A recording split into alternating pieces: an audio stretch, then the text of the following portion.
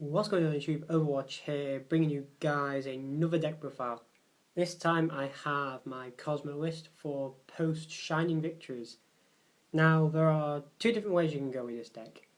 You can either go with the pure Viking Island combo based build, which definitely has a really high ceiling, but has some consistency issues which I didn't really like.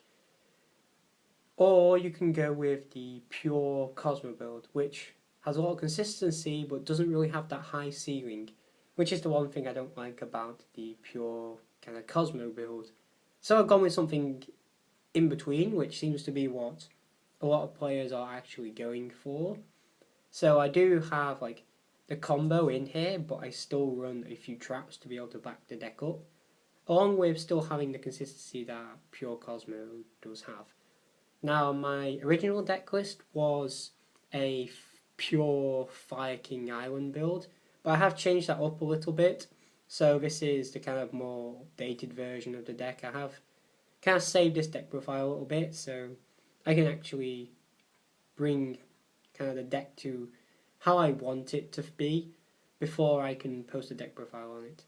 And I did get a first place at one of my locals with the kind of pure Viking build, but I didn't play any meta, to be honest, and I wasn't too happy with how the deck performed anyway, so I have made changes to the deck. This is the deck profile, so without further ado, let's show you the deck list. First off, 3 kozmo Dark Lady. People say, isn't this a bit overkill? No. Is it hell? 3 Dark Lady is just insane. Like, 3 Dark Lady is definitely a must in my eyes. Like, I absolutely love this card. She was just MVP of the day, and just negating essential monster effects was just. She's absolutely amazing. A walking soul strike with high heels and a dress. Like, that's basically it.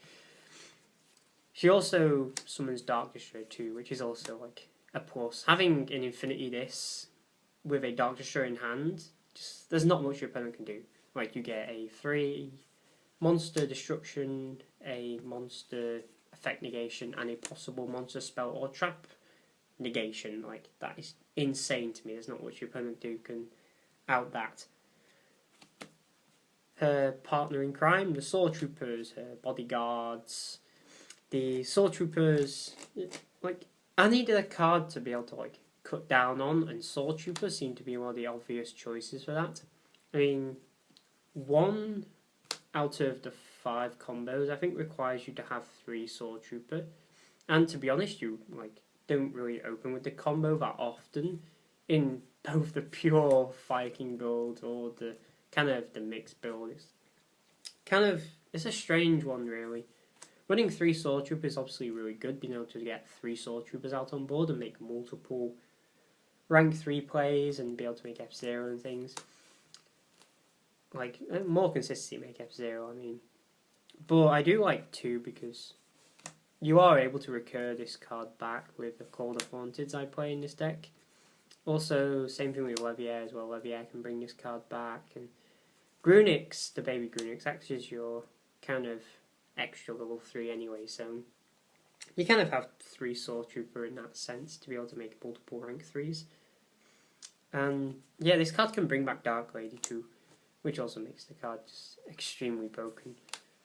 This has become one of the more essential kozmo cards. Most people are cutting this card down to 2 anyway, so that's why I've got it down to 2. 2 Strawman, because 2 is necessary, 3 is too much, 1 is too little. The card just helps with the combo plays. Multiple Strawman going into your Herald of the Arclight to be able to add maybe Dark Destroyer or Dark Planet from your graveyard to your hand is just, well, like, just summoning it from your Banish Zone as well. Summoning Cosmo Monsters from your Banish Zone, I mean, is just insane as well. Being able to go into this Dark Destroyer end phase, get Tin Can or Dark Lady. So ending with this and Dark Lady is still just really good. Having 3 effect negation is just insane. 2 Tin Can, I bumped this up to 2 from my last build. Just because I'm playing Call the Haunted now. So I have like more stuff to be able to dump and be able to get it back. Tin Can also does add that little bit of extra consistency to the deck, which the island build kind of needed, and I'm kind of happy with the extra Tin Can. Next, for my final pilot, one Kozmo Wicked Witch.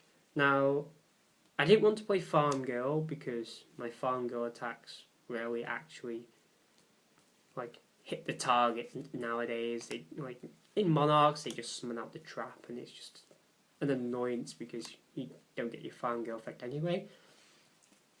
So you're just gonna end up banishing it to summon a ship from your hand, which unless it's Dark Destroyer or Forerunner, it can't actually be over the trap card because of its stupid 2/4 defense. So I felt like this is the better kind of one-off pilot you can go for. Apart from maybe Good Witch is also an option, I guess, to out Infinity sometimes.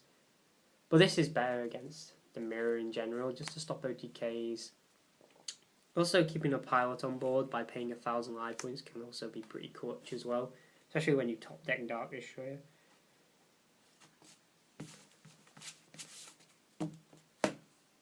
Next off, for the big ships, we have the 3 Dark Destroyer. No explanation needed for that card. 3 Slip Rider. Because this card is still really good. It's also good with the combo as well. Popping Back Row is also nice. Popping Cosmo Town is really good. Popping Viking Island is good. It's just a good all-round card. It still also makes Infinity and Pallades as well, and among the other rank 5s you play in the deck. 1 Delta Shuttle, just for the combo, that's basically it. You don't want to open this card, it's just... You don't get the combo off if you open this card because you don't have 3 Soul Troopers, so... The 1 Delta Shuttle is fine, you could run 2 if you wanted to, but I can't really think of anything. I'd want to cut for a 2nd Delta Shuttle. You could possibly cut maybe a Dark Lady, but I kind of like the 3 Dark Lady. I do run 2 Forerunner. The 2nd Forerunner is kind of in replacement for a 2nd Landwalker, which I do play 1 copy of.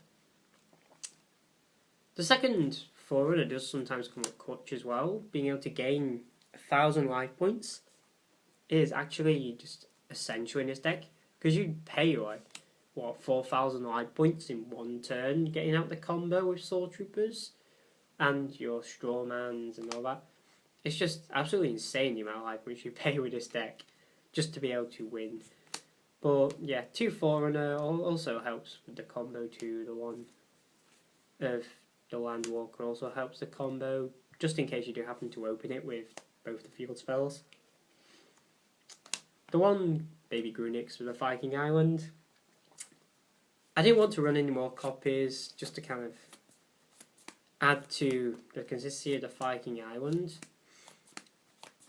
Like, the 1 copy is fine for me because I only play 1 copy of Viking Island. So once I've searched like once and used my Viking Island once, I find there's just no need to use it again because you're pretty much in a winning situation by that point anyway. And adding more Viking cards just takes away consistency. 2 Maxi for facing the mirror match. BA, Draco Powers, the new version, I guess. Just in case you're forced to go 2nd. You really want to be going 1st with this deck, but the Maxi is in here just for that extra kind of consistency card, if you would, as a replacement for Upstart Goblin. But yeah, Maxi is just really relevant in this format. That's it for the monsters. Now for the spells, we have 2 Cosmo Town. I don't like drawing multiple copies of this card, it's the reason why I'm running 2 of it. I kept drawing multiple copies and it was just a nightmare in my eyes, just because you can't really put Cosmo Town over a Cosmo Town and actually really profit off of that. I mean, you can get an extra banished card back and maybe shuffle your hand again, but I like to get as full potential out of this card as possible, and the only way to get that is just not drawing multiple copies of it. Plus, having the 2nd one allows you to have a 2nd Cosmo Town to search if the 1st one dies. Plus, it works really good with Landwalker too. The 1 Viking Island is my final field spell. just to get the combo off, basically. That's all it's for. You get the combo off once, and that's about it. I find multiple copies of this card were kind of just clogging, and just opening a lot of field spells was just bad in general. Plus, again, having this in the mid to late game just wasn't great, because my opponent could just get rid of it and wipe my board. So you really don't want to see this card in the later games when it's kind of grindy and you're kind of needing to go into maybe an XYZ or two to actually clear your opponent's board. And then they just get rid of this and get rid of all your XYZs. So that's why I like this card, but I don't like it at the same time. Next off, the 3 terraforming to search them. It's basically like running another 3 copies of Viking Island or another 3 copies of terraforming. Not terraforming, Cosmotown. So it just gets you to the cards quicker. So the 4 kind of Viking Island and the 5 Cosmotown does help you to get your combo off. That little bit more consistency without losing actual consistency to the deck itself. 2 E-Telly, because E-Telly is still really good. Unfortunately it's limited to 2, but whatever, can't have everything. 2 Allure Darkness because it's semi-limited. 1 Reasoning just to increase that ceiling a little bit more to give me more plays. You run a wide variety of monsters in this deck. You run levels 1 to 8. All the way with the numbers in between as well. It's just 1, 2, 3, 4, 5, 6, 7 and 8. They're rarely going to call it right. But this, like, if they do call it right, it doesn't really matter that much, because once again you do have Call the Haunted in this deck to bring stuff back. So I do like Reasoning. I've always liked Reasoning in Kozmo. I still think it's just really good, even though it's a one-of. It kind of replaces the 1 E-Telly, which we kind of lost out on, really. That's it for the spells. For the trap cards, I run 6 trap cards. My thought behind these trap cards was I wanted stuff that I could chain to things like Twin Twister, so I wouldn't lose advantage whilst doing that. So for the first 3 trap cards, I have Call the Haunted at 3, because I run 2 copies of Tin Can, and you're probably going to resolve that at least, say, 3 times during a game. Maybe only 2 most of the time, but it still puts 4 monsters in your graveyard. And you want Call the Haunted to be able to get those monsters back. Because I don't run Dark Planet or Dark Eclipse, I have no way of getting my graveyard monsters back apart from Call the Haunted. And I didn't like how Dark Planet kind of interacts with the deck. Just getting rid of hand advantage, which I feel is very necessary to this deck, because you kind of need 2 monsters to be able to actually do something. You need your pilot and you need your ship. And unless you have those 2 cards, you can't actually play the game. The other 2 cards I play are Magical Deflector. This is, again, an out to Twin Twisters, because I want to be able to activate my cards when I want to activate them, not when you force me to activate them. So if I have these 2 cards set, and then activate Twin Twister, rather than having to activate my Call the Haunted straight away, and whatever card this would have been, say Solemn Strike, which you can't chain to like Twin Twisters or MSTs anyway, I can just flip this up and keep my Call the Haunted for when I want to use it. Same thing with my Cosmojo, which is my final trap card. So I run 3, 2, 1. Cosmojo is just a blowout card in the mirror, and it's just a really good card in general. So I really wanted to actually play at least 1 copy of the card.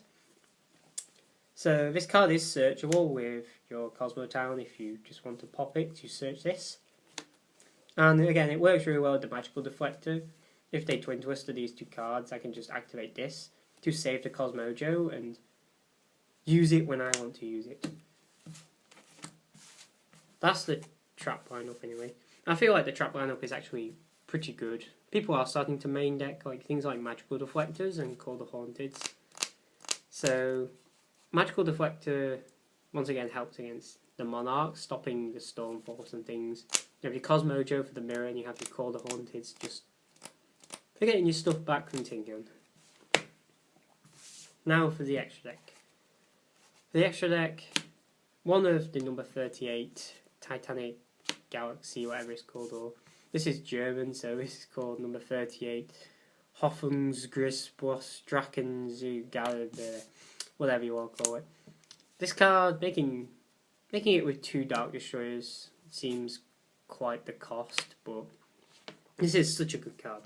And I feel like if you can make this card, then you should probably run it. Infinity and Nova for the combo. Pleiades is really good. You make it with 2 Slip Riders, basically, that's about it. You can make Infinity with, well, Nova, then Infinity with your Slip Rider and, of course, your Delta Shuttle if you don't have 2 Slip Riders on board. Pleiades, unfortunately, you need Light Monster to make it, so you can only really use 2 Slip Riders to make this. It's kind of good against BA and PK Fire. Bouncing the Dantes and Beatrice back is always a plus. I run one of the Super Quantum Mech Beast Magliang. Do comment in the video if I pronounce that wrong or correctly. I have no idea how to pronounce the name of this card. It's good against Monarchs when you're like in your battle phase and they summon out like their trap card. You can just detach and destroy it. So that way you can still be able to attack directly. Same thing during their turn as well. You can actually pop their monsters and stuff so they have less tribute fodder. One Durandal, because it's good against Kozmo. Popping your Kozmo Town is also pretty funny. One Volcasaurus and one Gaia Dragon for OTKs. And just Volcasaurus is also good for just getting rid of problem monster cards. And the Gaia Dragon is just to put on top of the Volcasaurus. For the rank 3s, the Phantom Knight Break Sword, because this card is so good. 2 Leviair, because Leviair is absolutely amazing in this deck. Getting back Sword Troopers, getting back Strawman, getting back just generic pilots also. Possibly summoning out a monster for your opponent's Banished Zone could also be quite funny. One of this card, the Ground Pulse, whatever it's called. Yeah, this is called the Mech Ground Pulse for the combos. One Herald of Pure Light for the combos. Getting back Dark Stroke from your grave can be pretty clutch as well. One F-Zero for the mirror. Making multiple rank 3s is also quite good. Or multiple rank 5s, I guess you can go into this. It's just really good. So like, you can also just set it in defense against the Towers deck as well. Like, the Towers can't actually get over this. This can't get over Towers, so you just kind of sat here with a Towers or a F-Zero on the field in defense. Finally, one Cyberarm Dragon because I run Nova and Call the Haunted, so they were Geki and I call the Haunted Nova. Then I can summon this out, and that's just a 4k beta which does piercing damage. That's it for the deck itself. I haven't completed the side deck yet, but I guarantee you that it will involve Window Cherries and a Dante. That is kind of basically it at the moment. I have some System Downs, Mask of Restricts, Farm Girls, Geki, possible Twin Twisters, and what else? Oh, this is a cool card. I like this card. Curse Seal the Forbidden Spell. Now, for those of you who don't know what this does, basically when a spell card is activated, discard one spell card, negate the activation. If you do, destroy it. And of course, if you do, then your opponent cannot activate cards with that name for the rest of the duel. This is a counter trap, by the way. That is insane, in my opinion. Being able to stop your opponent from using Stormforth for the rest of the duel seems pretty good, you know. Like, you don't get to use, you know, Pantheism for the rest of the duel. Just no free draws for you, no 3+1s, no life, no have fun, no play Yu-Gi-Oh. Yeah, this card seems pretty good. I would like another copy of this card. I'm testing it out at the moment in the side deck just to see how it works. Anyway, do leave a like on this video, post a comment, tell me what you think of the deck profile. I did play this deck at a locals, got first place with the full Viking build, but I wasn't happy with how the deck was performing, so I switched it over to a mixed build. Anyway, do subscribe to the channel for more content, and I shall talk to you in the next video.